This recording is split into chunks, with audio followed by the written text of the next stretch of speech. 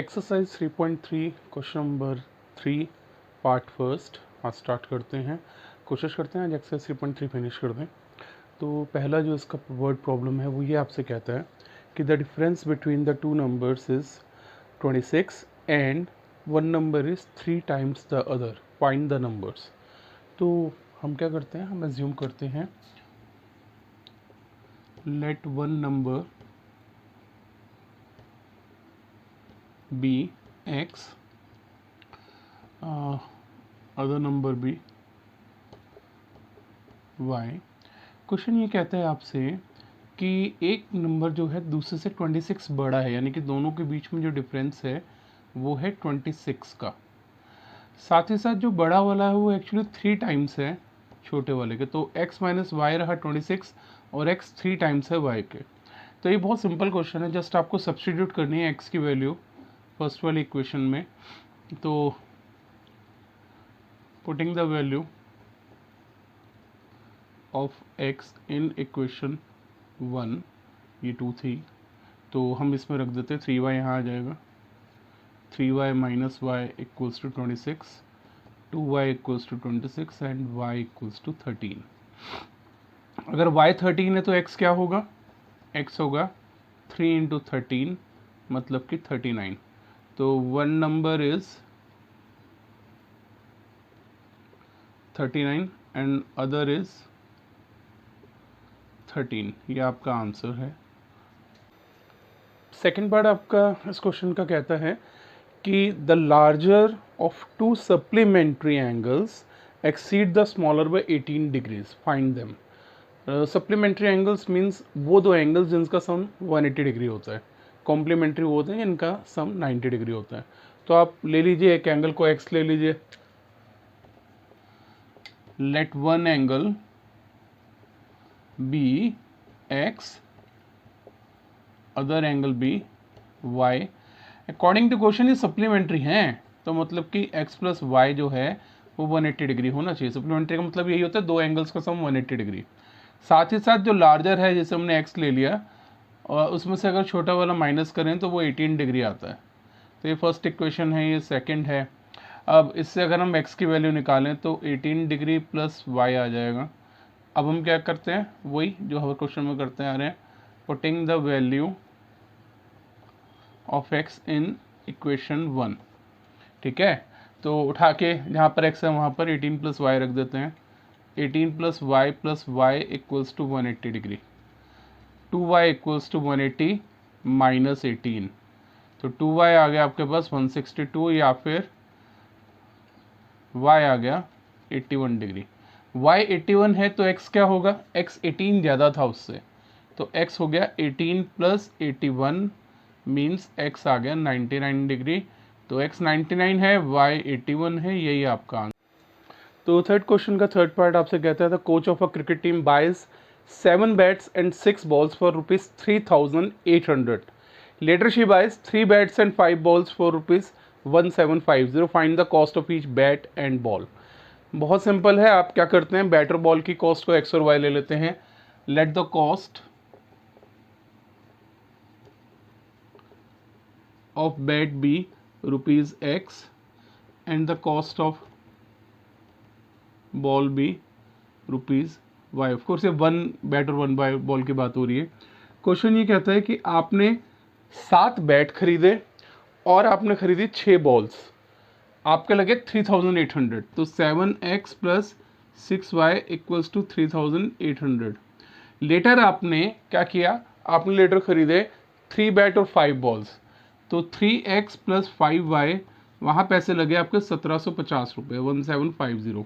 यहाँ से हम x की वैल्यू फाइंड आउट करते हैं, क्या आएगा 3x equals to 1750 minus 5y, या फिर x equals to 1750 minus 5y upon 3। अब इसको हम इक्वेशन 1 और इक्वेशन 2 में, यानी इक्वेशन 1 में प्लॉट करते हैं, putting the value of x in equation 1।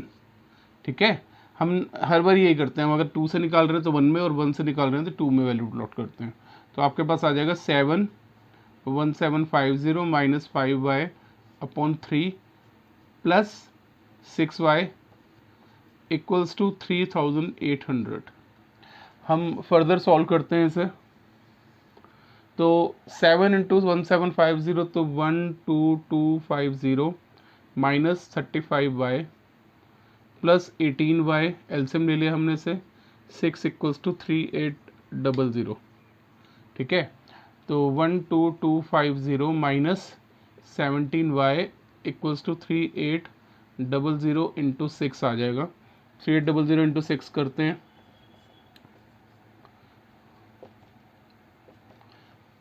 तो 12250 माइनस 11400 इक्वल्स टू 17y। तो अगर आप माइनस करेंगे तो क्या आएगा, 11250 12250 सॉरी या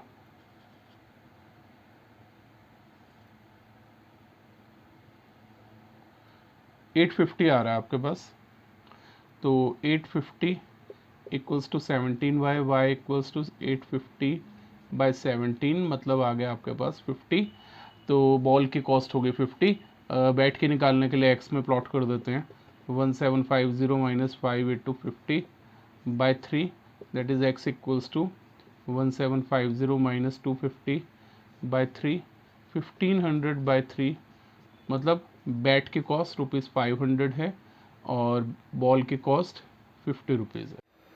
थर्ड का फोर्थ पार्ट आपसे कहता है taxi charges a city consist of fix charge, मतलब हर एक टैक्सी जो भी चलती है शहर में एक फिक्स चार्ज लेती है, उसके बाद पर किलोमीटर चार्ज लेती है। अगर टैक्सी 10 किलोमीटर ट्रैवल करती है तो उसके चार्जेस 105 रुपये हैं, 105 रुपीज़ है फॉर 10 किलोमीटर। अगर वो 15 किलोमीटर ट्रैवल करती है तो 155 रुपीज़ लेती है। बताइए कि अगर उसे 25 किलोमीटर ट्रैवल करना है तो वो कितने चार्जेस लेगी। तो ये आपका सवाल है। तो आप फिक्स चार्ज को एक्स ले लीजिए। Let the fixed charges be x and per kilometer charges be y। इसने बोला कि 10 किलोमीटर ट्रैवल करते हैं तो आप x रुपीज़ तो दे ही रहे हैं, 10 किलोमीटर 10 प्लस y दे रहे हैं, कुल 105 105 दे रहे हैं। अगर आप ट्रैवल करते हैं 15 किलोमीटर तो आप दे रहे हैं 155। तो यहाँ से वैल्यू निकाल लेते हैं x की, 155 माइनस 5y, और ये फर्स्ट इक्वेशन थी, सेकंड थी, तो पुट कर देते हैं value. Putting the value of x in equation 1, तो वहाँ जाते ही आपके पास हो जाएगा 155 minus 5y sorry 15y plus 10y equals to 105। तो 155 minus 105 equals to 5y, 5y equals to 50 and y equals to 10। तो आपके पास y यानी कि पर किलोमीटर चार्जेस 10 हैं, और यहाँ पर प्लॉट कर लेते हैं x equals to 155 minus 15 into 10, x equals to 5 rupees. ये जो है फिक्स चार्जेस हैं वो आपके 5 हैं, और ₹5 इनफैक्ट, और पर किलोमीटर चार्जेस जो हैं वो है ₹10। अगर आप 25 किलोमीटर ट्रैवल करते हो तो आपको देना पड़ेगा x प्लस 25y, मतलब 5 प्लस 25 इंटू 10, मतलब यू हैव टू पे ₹255। तो ये आपका आंसर है। तो थर्ड क्वेश्चन का फिफ्थ पार्ट आपसे कहता है, ये फ्रैक्शन वाले क्वेश्चंस में आपको न्यूमरेटर डिनोमिनेटर को अलग अलग एज्यूम करना पड़ता है, ये वही टाइप है। A fraction becomes 9/11 if 2 is added to both numerator and denominator. यानी अगर आप न्यूमरेटर में भी 2 ऐड करें, डिनोमिनेटर में भी 2 ऐड करें तो ये नंबर 9/11 हो जाता है। अगर हम 3 ऐड करें न्यूमरेटर डिनोमिनेटर में, ये 5/6 हो जाता है। तो बताए फ्रैक्शन क्या है। तो हम क्या करते हैं, हम लेते हैं लेट द न्यूमरेटर बी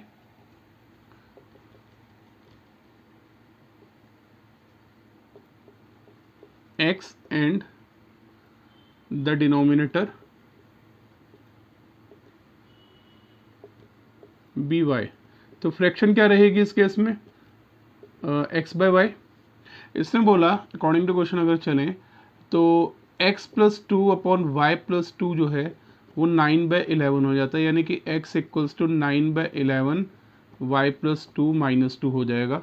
2 इधर शिफ्ट कर दिया, ये हमारी फर्स्ट इक्वेशन आ गई। अब दूसरी बार में इसने बोला कि अगर हम 3 दोनों में ऐड करते हैं तो ये 5/6 हो जाता है। तो यहाँ पर अगर ले लें तो हम x 5/6 y+3 ये रहा। अब इसमें वापस से वही पुटिंग करते हैं। तो putting the value of x in equation 2, हमने यहाँ 1 से उठाई, हम 2 में प्लॉट कर देते हैं। हमारे पास क्या आएगा, हमारे पास आएगा 9/11 y+2 -2 + 3 = 5/6 y+3। तो इसे आप ऐसे लिख सकते हैं 9/11 y+2 + 1 = 5/6 y+3। अब इसे मल्टीप्लाई कर देते हैं 9y + 18 + 11 upon 11 = 5/6 y+3। Cross multiply कर देते हैं तो 54y + 29 = 29 × 6 = 55y + 165। तो 54y को उधर शिफ्ट कर देते हैं, यहाँ ले आते हैं 29 × 6 is 174 minus 165 equals to 55y minus 54y। तो 9 equals to y आ गया आपके पास। और x की वैल्यू के लिए हम इसमें प्लॉट कर देते हैं x equals to 9/11 9 + 2 - 2। तो x equals to 9/11 × 11 - 2, 9 - 2 = 7। तो फ्रैक्शन क्या आई, फ्रैक्शन आई 7/9। ये आपका आंसर है। क्वेश्चन नंबर 3 का 6 पार्ट आपसे कहता है कि जैकब की जो एज है आज से 5 साल बाद वो उसके बेटे की एज की 3 टाइम्स हो जाएगी। आज से 5 साल पहले उसकी एज उसके बेटे की एज की 7 टाइम्स। ये बताओ प्रेजेंट एज क्या है। तो आप इसे लीजिए, let the present age of Jacob be x years, present age of son be y years। ठीक है। अकॉर्डिंग टू क्वेश्चन अगर चले 5 साल पहले जो है 5 years ago,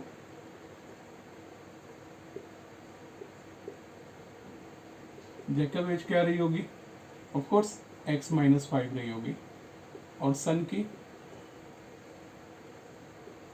y - 5। तो क्वेश्चन ये कहता है कि 5 साल पहले वो 7 टाइम्स था अपने बेटे के एज का। x - 5 is 7 times of y - 5, that means x - 5 equals to 7y - 35, x equals to 7y - 30। आपकी फर्स्ट इक्वेशन आ गई। 5 years from now जैकब की एज क्या होगी, x + 5 हो जाएगी, और सन की एज क्या होगी, y + 5 हो जाएगी। तो ये 3 टाइम्स हो जाएगा। x + 5 = 3 times of y + 5, that means x + 5 जो है वो 3y + 15 के इक्वल हो जाएगा। x = 3y + 10। ये हमारी सेकेंड इक्वेशन आ गई। ठीक है। हम इसमें करते हैं putting the value of x in equation 1। तो इक्वेशन 1 में प्लॉट करते हैं, यहाँ पर रख देते हैं 3y + 10, 7y - 30, या फिर आप शिफ्टिंग कर दीजिए तो 40 = 4y आ जाएगा, y = 10। y 10 है तो x क्या होगा, x होगा 7 × 10 - 30, या फिर x आ गया 40। तो जैकब की प्रेजेंटेज क्या हुई, 40 years, और सन की एज क्या हुई, ऑफ कोर्स 10 years।